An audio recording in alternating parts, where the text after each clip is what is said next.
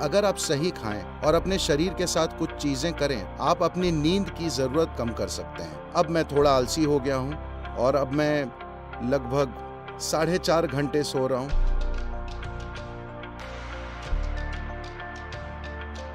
हमें किस तरह का खाना खाना चाहिए ताकि हमारा जीवन अपनी पूरी क्षमता तक पहुंच जाए, खासकर कॉलेज या स्कूल जाने वाले छात्र के लिए? तो भोजन कैसा होना चाहिए, हमें ये समझना चाहिए। भोजन कोई धर्म नहीं है, भोजन कोई संस्कृति नहीं है, भोजन बस इस मशीन के लिए ईंधन है। हाँ, स्वाद को लेकर सांस्कृतिक पहलू हो सकते हैं। समय के साथ भोजन पर धार्मिक रंगत भी चढ़ सकती है, लेकिन मूल रूप से भोजन इस शरीर के लिए ईंधन है। तो किस तरह के भोजन से ये अपने अंदर कम से कम संघर्ष से काम करेगा और ज्यादा से ज्यादा असरदार होगा? तो मान लीजिए आपने पेट्रोल कार खरीदी और उसमें डीजल भर दिया। ये फिर भी थोड़ा बहुत चल लेगी, लेकिन अपने बेहतरीन स्तर पर नहीं चलेगी। इसी तरह आप तरह तरह का खाना खा सकते हैं और फिर भी शरीर किसी तरह चलता है। लेकिन जिन संप्रदायों ने सावधानी से खाना खाया है, आप साफ तौर पर उनके काम करने के तरीके, बुद्धि के स्तर वगैरह में एक स्पष्ट अंतर देख सकते हैं। तो भारत में हमने अलग अलग लोगों के लिए भोजन अलग अलग तरह से तय किया। अगर आप मेहनत का काम करते हैं तो आप एक तरह से खाते हैं, क्योंकि आपको शारीरिक मजबूती चाहिए। अगर आप किसी तरह का व्यापार और दूसरे किस्म की गतिविधियां कर रहे हैं तो आप अलग खाना खाते हैं। अगर आप सैनिक हैं तो आपका भोजन अलग होता है। और अगर आप पढ़ाई, आध्यात्मिक प्रक्रिया और जीवन के सूक्ष्म पहलुओं में हैं तो आप अलग खाना खाते हैं। अगर आप पढ़ रहे हैं तो किसी चीज पर फोकस रहना सबसे बड़ी चुनौती होती है। वो कोर्स की बेकार किताब, मुझे माफ करें, The wonderful textbook. वो शानदार किताब जो लिखी गई है वो औसत बुद्धि वालों के लिए लिखी गई है। ये सबके समझ पाने के लिए है। ये बहुत बुद्धिमान छात्रों के लिए नहीं लिखी गई है। ये एक आम नुस्खे के रूप में लिखी गई है जो हर कोई समझ जाए। लेकिन कोर्स की उसी किताब को पढ़ना बहुत सारे लोगों के लिए कितनी मेहनत का काम है। उसे समझने के लिए उन्हें 10 बार पढ़ना पड़ता है। लेकिन आप बिस्तर में लेटकर एक प्रेम कहानी पढ़ते हैं, आपको हर शब्द याद रहता है। हाँ या ना? कैसे? तो आप में यादाश्त की कमी नहीं है, आप में फोकस की कमी नहीं है। बस इतना है कि कोर्स की किताब और आप में तालमेल नहीं हो पा रहा है। Working. तो आपको एक ऊंचे स्तर के फोकस, एक ऊंचे स्तर की भागीदारी की जरूरत है। और एक छात्र के लिए एक दूसरा बड़ा दुश्मन यह है कि यह किताब नींद की गोली का काम करती है। जैसे ही आप इसे खोलते हैं, सिनेमा जाते हैं तो आप 2 बजे तक जगे रहते हैं। 9 बजे किताब खोलते, उसी समय आप लुढ़क जाते हैं। तो नींद दूसरी बड़ी दुश्मन है।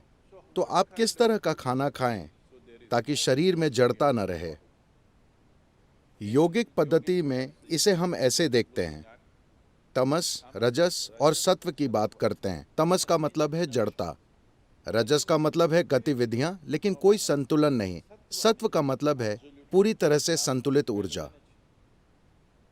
जब आप पढ़ाई कर रहे हैं तो आपको एक बहुत संतुलित किस्म की ऊर्जा चाहिए, क्योंकि आपको एक ऐसी चीज पर ध्यान केंद्रित करना होता है जिसमें आपकी स्वाभाविक रुचि नहीं है। ये कोई ऐसी चीज नहीं है जिसके साथ आपकी केमिस्ट्री मेल खाती हो। अगर आपकी केमिस्ट्री तालमेल में है तो आप हमेशा उस चीज पर फोकस करते हैं, है ना? यहाँ रुचि नहीं है लेकिन आपको उस पर फोकस करना पड़ता है। इसके लिए आपको संतुलन और एक स्थिर मन चाहिए।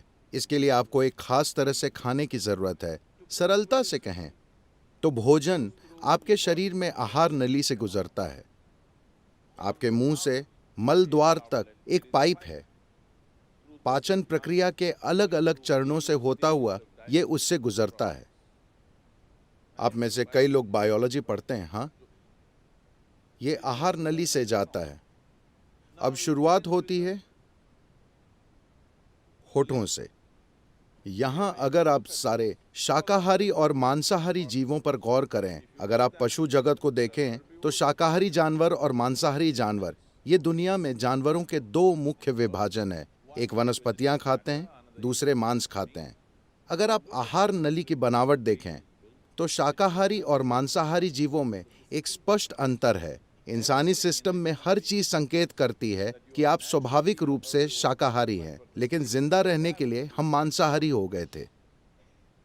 अगर आप जबड़ों के चलाने के तरीके को देखें, सारे मांसाहारी जीव सिर्फ काटने की क्रिया करते हैं, जबकि शाकाहारी काटने और चबाने की क्रिया करते हैं। तो उनमें दाढ़ें होती हैं, लेकिन मांसाहारी जीव में फैली हुई दाढ़ें नहीं होती। उनमें बस छेनी जैसे और नुकीले दांत होते हैं। वे सभी काटने के दांतों जैसे लगते हैं, तो वे बस यही करते हैं। सारे शाकाहारी अच्छे से चबाकर खाते हैं। आपके पास कौन से दांत हैं? दोनों। तो आपको खाना चबाकर खाना चाहिए। आपको अपना खाना इसलिए चबाना चाहिए क्योंकि आपकी लार में एंजाइम होते हैं। अगर आप थोड़ा सा कच्चा चावल लेकर अपने मुंह में 1 मिनट रखें, आप देखेंगे कि यही मीठा हो जाता है, क्योंकि यही कार्बोहाइड्रेट शुगर में बदल रहा है, मुंह में ही। तो अगर आप ढंग से खाते हैं, तब हम कहते हैं कि आपके पाचन का 30 से 50% पाचन आपके मुंह में ही हो जाना चाहिए। तो पाचन तंत्र का ये हिस्सा आधे या आंशिक रूप से पचे खाने की उम्मीद कर रहा है, लेकिन अभी जैसे हम खा रहे हैं, अधिकतर हम न सिर्फ बिना पचा खाना बल्कि आंशिक रूप से नष्ट खाना डाल रहे हैं। तो उसी मात्रा में ऊर्जा प्राप्त करने के लिए आपको भोजन की जो मात्रा चाहिए वो बढ़ गई है। उतनी ऊर्जा पैदा करने के लिए जितना आपको खाना चाहिए, आप उससे बहुत ज्यादा खाना खा रहे हैं। इसकी वजह से शरीर में जड़ता आ गई है, क्योंकि इससे उससे कहीं ज्यादा भोजन को प्रोसेस करना पड़ रहा है, इसलिए जड़ता है। एक बार जब जड़ता आती है तो आपकी नींद का कोटा बढ़ जाता है। आप कितने घंटे सोते हैं? हेलो? 8 घंटे। आप आम सलाह के मुताबिक चल रहे हैं। देखिए, ऐसा नहीं है कि आपको जबरदस्ती जागते रहना चाहिए, बात ये नहीं है। लेकिन अगर आप सही खाएं और अपने शरीर के साथ कुछ चीजें करें, तो आप देखेंगे कि 3 से 4 हफ्तों में आप अपनी नींद की जरूरत 2 से 3 घंटे बड़ी आसानी से कम कर सकते हैं। 1.5 से 3 घंटे आप बड़ी आसानी से कम कर सकते हैं, अगर आप सचेतन होकर खाएं and just learn to sit properly. और बस ठीक से बैठना सीख लें। आपको पता है, बस बैठने की मुद्रा, आपके शरीर के ज्यामिति और सिस्टम में क्या जा रहा है, अगर आप बस इन 2 चीजों को संभाल लें, तो आप देखेंगे कि आपकी नींद का कोटा कैसे कम हो जाएगा। बस आपकी जानकारी के लिए, 25 सालों से ज्यादातर मैंने औसतन 2.5 घंटे की नींद ली है। अब मैं थोड़ा आलसी हो गया हूं और अब मैं लगभग 4.5 घंटे सो रहा हूं, लेकिन हफ्ते के 7 दिन, ठीक है, 365 दिन में बस ऑन ऑन ऑन हूं, लगभग हर दिन। मेरी बेटी ने 1 महीने से फोन नहीं किया था। मैंने पूछा, तुम्हारे साथ समस्या क्या है, तुम फोन क्यों नहीं करते? उसने कहा, हर 6 घंटे में आप एक नए शहर में होते हैं, मुझे क्या करना चाहिए? मैंने कहा, ओके, ये वाकई सच है। कभी कभी एक दिन में हम 3 शहरों में होते हैं, तो ये नॉन स्टॉप गतिविधि है। और आज मेरे पास कई लोगों ने ऐसा करना सीख लिया है। मेरे आसपास 100 से 150 लोगों की दिनचर्या इसी तरह है। बस औसतन 4 घंटे की नींद, हफ्ते के 7 दिन वे बस ऑन ऑन ऑन, हर समय ऑन रहते हैं। और वे चिढ़े नहीं रहते, वे परेशान नहीं रहते, वे प्रसन्न रहते हैं, वे शानदार लोग हैं। ऐसा इसलिए है, इसके कई पहलू हैं, लेकिन एक महत्वपूर्ण पहलू है भोजन। आप कैसे खाते हैं। सिर्फ यही नहीं कि आप क्या खाते हैं, ये भी महत्वपूर्ण है कि आप कैसे खाते हैं, क्योंकि भोजन एक जीवित पदार्थ है। आप सब लड़कियां एक आसान चीजें ये कर सकती हैं। अलग अलग स्वास्थ्य के मुद्दे हैं, जड़ता और फोकस का मुद्दा है। आप अपने भोजन का 40 से 50% हिस्सा कच्चे भोजन के रूप में लें, यानी ये जीवित हो। इसे जीवित कोशिका होनी चाहिए। ये सब्जी हो सकती है, फल, मूंगफली, अंकुरित चना हो सकता है। आपके द्वारा खाए जाने वाले भोजन में कम से कम 40 से 50% को जीवित होना चाहिए। आप मुर्दा भोजन खाते हैं और आप जीना चाहते हैं, ऐसा करना थोड़ा मुश्किल है, क्योंकि अब आपको मुर्दे को जगाना है। लेकिन अगर आप जीवित खाना खाते हैं, तो आप देखेंगे आपकी मानसिक अवस्था, आपका फोकस और आपकी नींद का कोटा, और सबसे बढ़कर बस जगे रहना ही काफी नहीं है, आपको सजग रहना होता है ना? आप कितने सजग हैं, कितने केंद्रित हैं, उसी हद तक इस दुनिया में हर चीज आपको लाभ पहुंचाती है कि नहीं? आपके फोकस का स्तर ही तय करेगा कि दुनिया आपके लिए फायदेमंद है या नहीं, है ना? और जीवन का एक और पहलू, भोजन का एक और पहलू, जब आप कुछ खाएं तो उसका जेनेटिक कोड सरल होना चाहिए, मतलब उसका सॉफ्टवेयर बहुत सरल होना चाहिए। सब्जियां, फल, मूंगफली, अंकुरित चीज़ें वे बहुत सरल हैं। ज़्यादा जटिल का मतलब है जानवरों के मांस का कोड बहुत ज़्यादा जटिल होता है। मान लीजिए आप एक जानवर खाते हैं जिसमें कुछ मात्रा में भावनाएं और खुद का जीवन होता है। तो हम इस बारे में बात कर रहे थे, आपका शरीर बस याददाश्त का ढेर है, जिसका मतलब है ये एक तरह का सॉफ्टवेयर है ना? ये सबसे जटिल सॉफ्टवेयर है।